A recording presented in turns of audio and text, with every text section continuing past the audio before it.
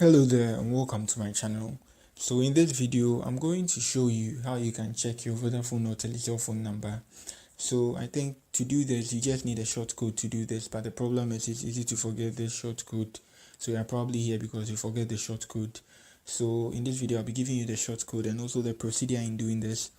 So now let's get going. So to do this you just need to dial *127# something like that and you send. So I think your phone number should pop up something like that. Good. So the phone number just pops up like that and you're good to go. And then the other option is you can call a different line to check your phone number, but I think for that one you need to have airtime before you can complete the action.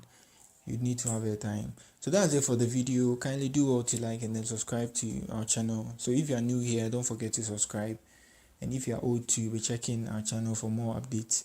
So that's it. Peace.